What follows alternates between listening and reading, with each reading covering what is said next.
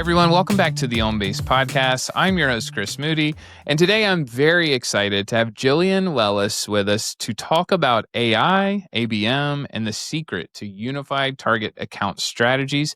Jillian, thanks for joining us today, and welcome to the show. Thank you. I'm happy to be here. Well, it's good to see you. We were talking before we hit record. I've seen your name pop up in very great circles at DemandBase about the incredible work that you're doing with your account strategies and everything you're doing in marketing. But before we get into that, we like to start with you telling us a little bit about your journey and what led you to what you're doing today. Yeah. So my journey is kind of unique. My undergrad and graduate degrees are from Texas Tech. I have an undergrad in advertising and business, and then my master's is in mass communications, which it is basically data analytics before it was a field of study. So that's kind of how I ended up in like the data world. So when I started my career, I actually was at heavy equipment. So I worked at 2 different cat dealerships doing data and analytics. I always sat in the marketing team, but I got a lot of exposure to different sides of the business. And as I grew in my career,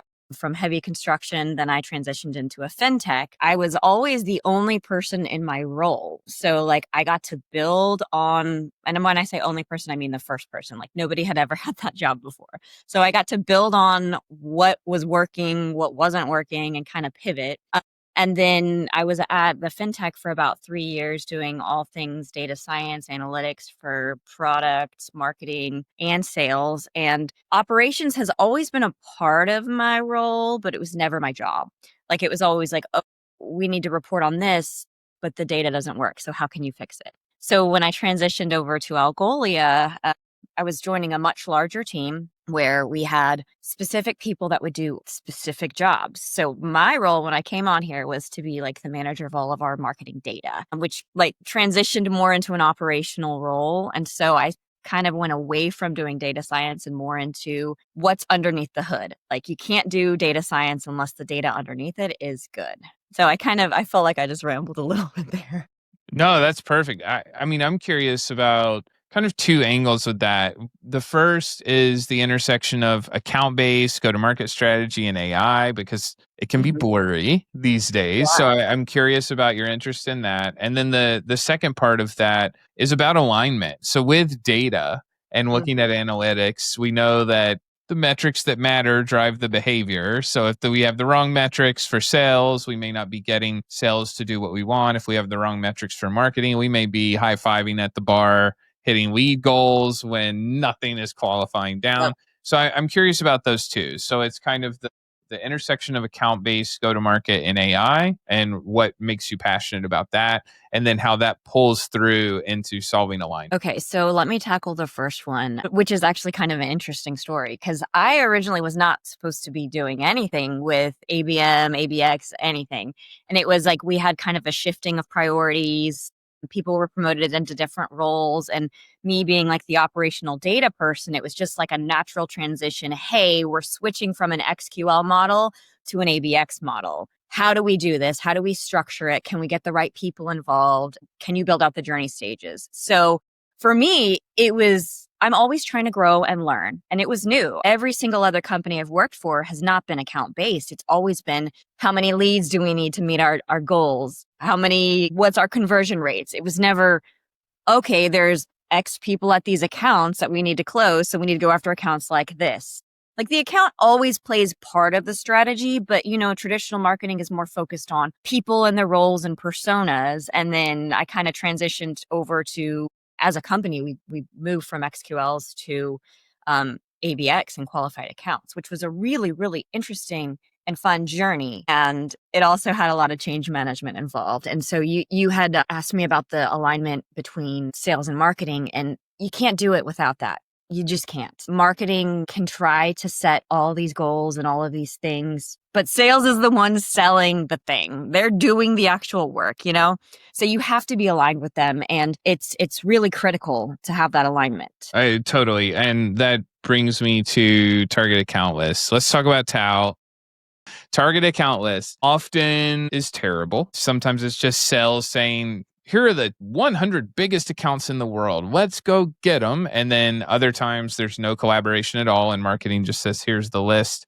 go get it. Not aligned in either of those scenarios, but I'd love to hear your thoughts around target account lists and why that is so critical for account-based and go-to-market success. Yeah. So you're right. A lot of times there's very, very different opinions on what a target account list is. And what the approach that we took was basically, let's look at our historical data. What accounts are we winning with? What do they look like? And that's kind of your basis for your ICP.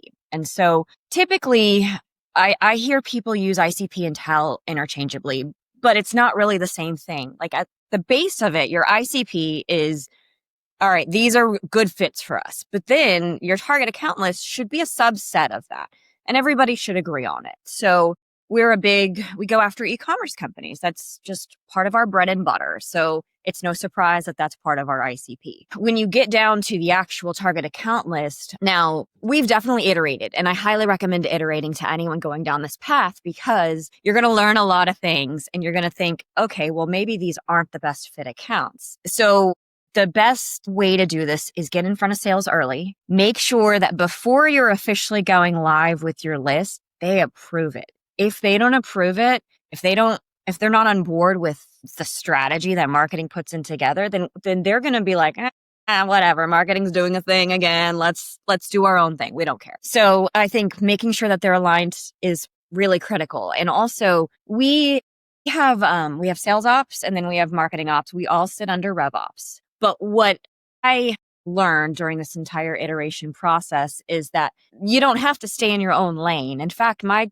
counterpart in sales ops, he doesn't want to be the middleman. He's like, you own the towel, you talk to sales. I don't want to do this. You get it done. So I'm not the bottleneck for you. So typically what I recommend doing is you got to have a kickoff call. Everybody hates a kickoff call, but you kind of have to. You got to bring them along. You got to make sure that everybody's on board and you got to listen to their ideas and then bring the data. So bring a list. These are the ones that we think should be on the target account list. Give us feedback.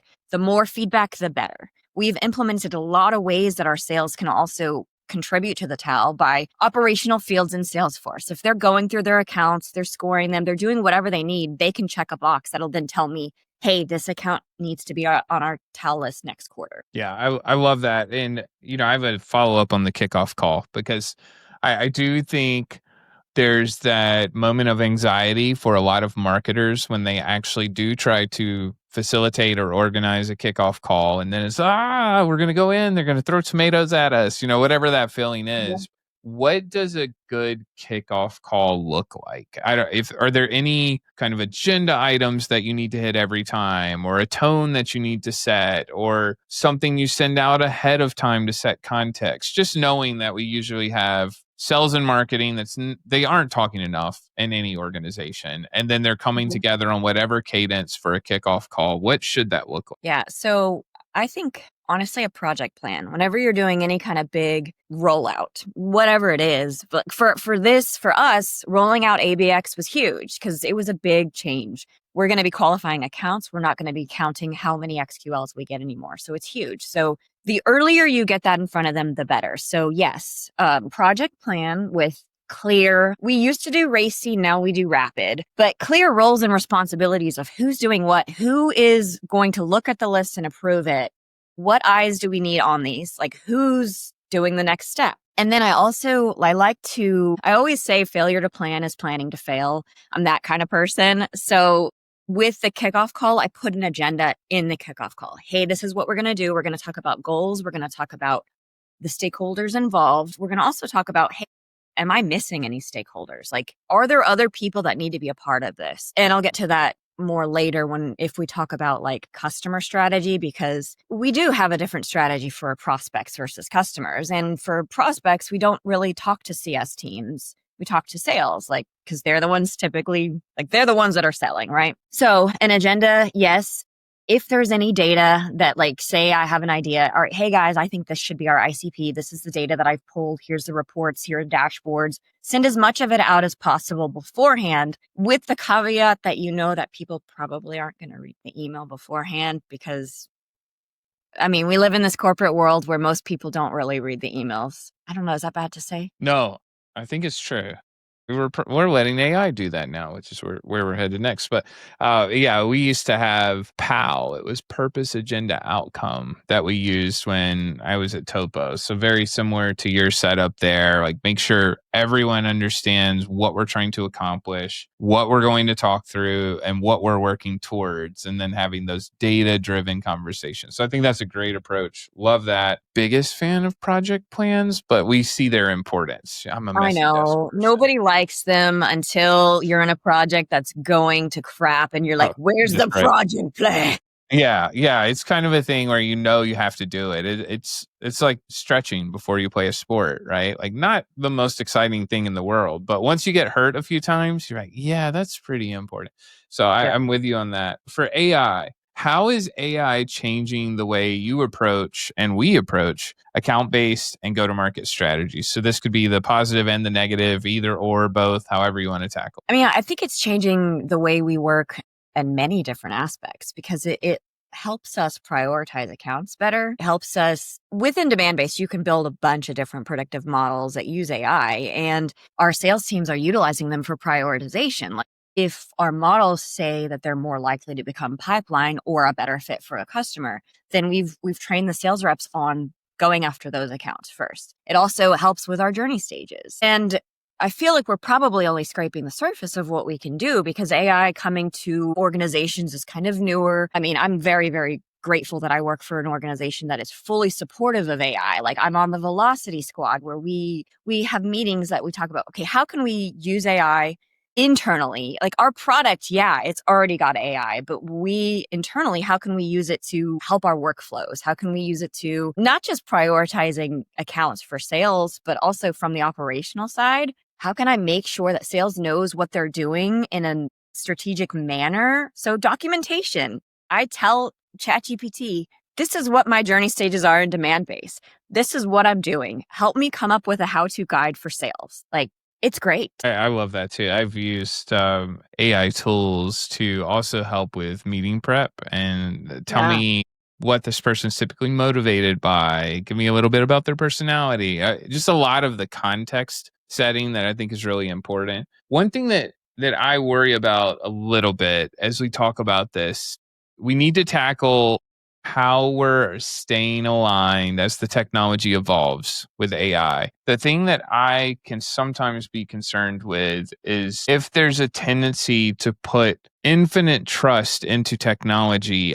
I worry that many marketing and sales teams are going to fall in the trap of talking less, even though we should be talking more about how this is changing, because that's the thing, right? Like, yes, we can get a better prioritized list. Yes, we can get more efficient workflows. Yes, we can automatically build campaigns based on desired outcomes. All of these things are great improvements. We're helping to drive that. You know this. We work together. So that part is awesome. But I do worry about the human element a little bit. So I'm curious how you're Yeah. tackling that to keep sales and marketing together, knowing that we might not talk as much based on getting things solved automagically. Yeah.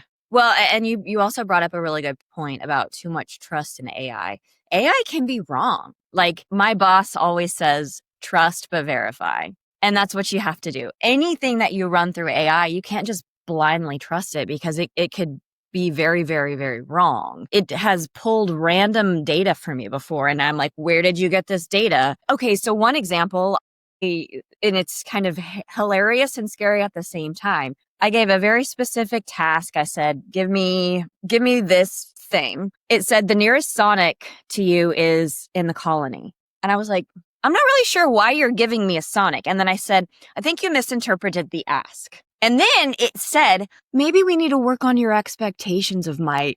And I was like, well, it's passive aggressive to me now. Like, okay. And so I closed it out. I started a new model. I started a new chat. And then it gave me what I was asking for. But that's just one example of when it can be off. So yes, you can't not communicate with sales just because you're using AI. So we have meetings with them. We have check-in calls.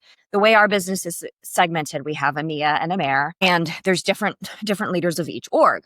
I need to make sure that I am aligned with them before any huge marketing effort goes to say, hey, have you seen this? Are you good with this? Because AI and just quite frankly, data enrichment, it can also be wrong. Like you got to make sure you are looking at the correct data point and you're validating it and you're not just blindly trusting.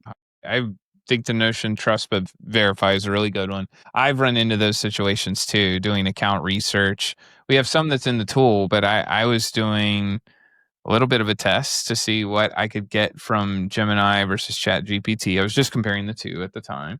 And one of them told me, here's the CMO, here's what they care about. That person had never worked there. And there was no explanation of why. It was a direct competitor. There was no explanation of why. And then I say, hey, I think you missed that. They actually work here. And it was, you're exactly right. We fixed that. But you're going, oh man, what? How many other things are we assuming are correct? And we're not taking the time to go through and verify. And even last night, I got in a fight with one of the AI tools, and it was telling me that my request was violating their content policies, and there was nothing controversial at all about the content policies. So I'm pretty curious and stubborn. I was trying to understand, what am I doing wrong? And it wouldn't tell me. And it said, I can rephrase that for you. I said, great, rephrase content policy, potential violation. Okay. Rephrase it where it's not a content policy violation. Content policy violation.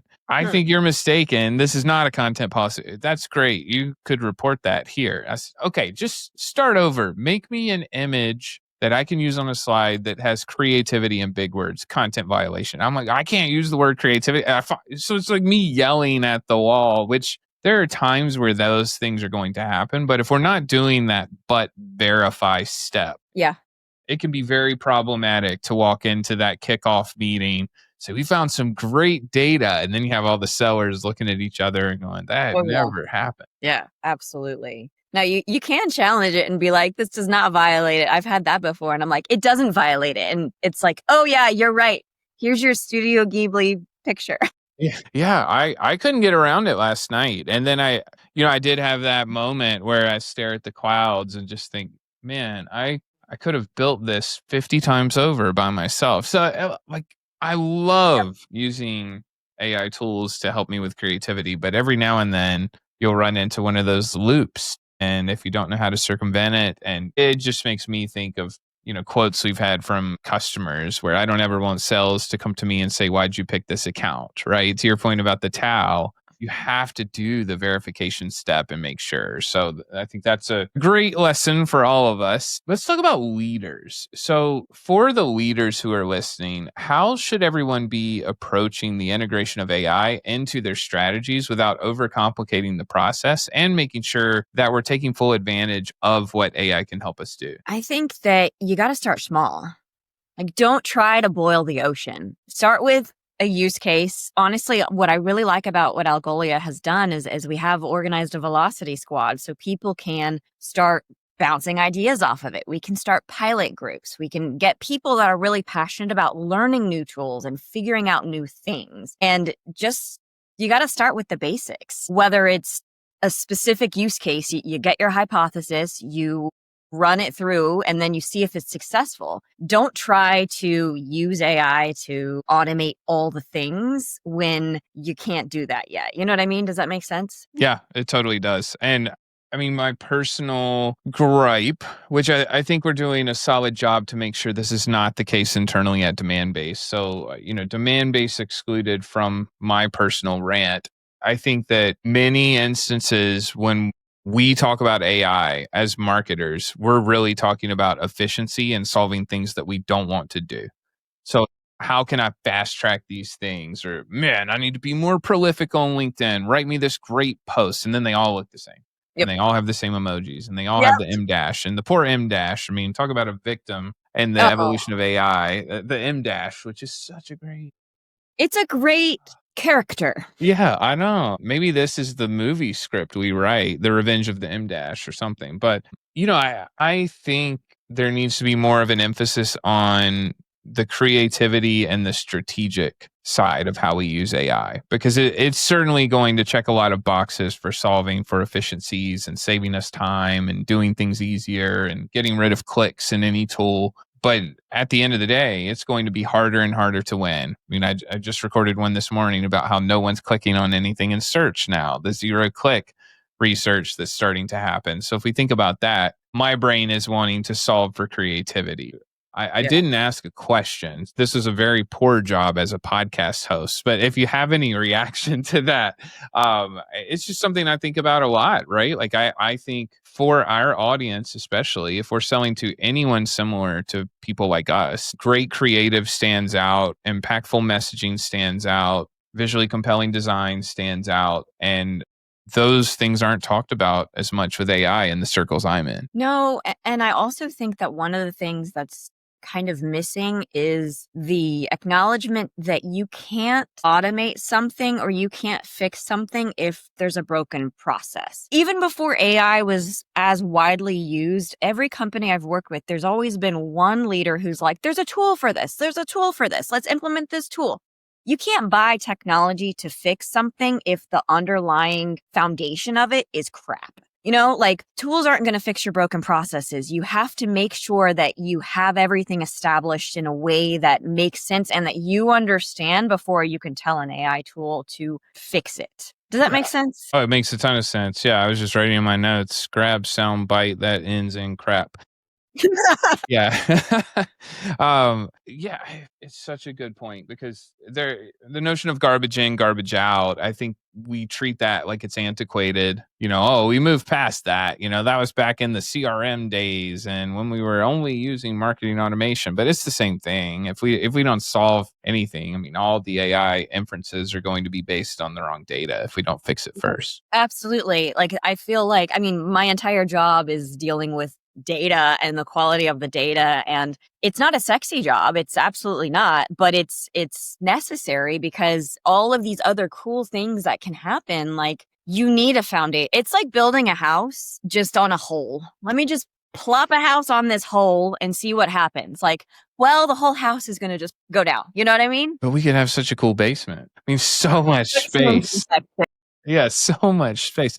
Okay, I'd love to hear your favorite example of sales and marketing collaboration at Algolia. I know you've done some incredible stuff there, but hit us with your favorite example of working together and what the takeaways are for everyone listening. So I think that within the Velocity Squad that I'm in, we have a lot of use cases. And one of my coolest examples is one of my sales managers was like, hey, I'm trying to build something. Can you help me? And so he came up with a project. What he wanted to do is use an AI tool to help prioritize the people. Okay, so demand-based tells us these are qualified accounts, right? We train our reps on let's look at them when they're engagement so then we can push them into qualified. So what he was trying to do is like, okay, well, what's the best way for me to go after the people? So he came up with this tool using another AI tool. And he was like, how can we do this? And so it was sales, marketing ops, and sales ops. And we came up with this pilot that we as operations were like, okay, this is the structure. If you want this, we need to make sure that, okay, can we pull the data points for you?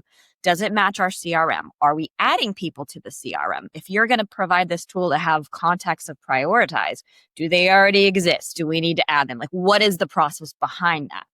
And just kind of getting to build out that. Now it is very new. It's a project we're still piloting, but it's just really cool to have, typically salespeople, I don't find that they're like going out and looking for new ways to innovate, but this guy really did. And I was very impressed with him. So I think it was a really fun project to be part of. I love that. And anything to break through the noise. Soapbox moment before I ask the last question before we move into some of the faster lightning round style. I need a sound effect like pew, pew, pew. We'll have to figure something out for that.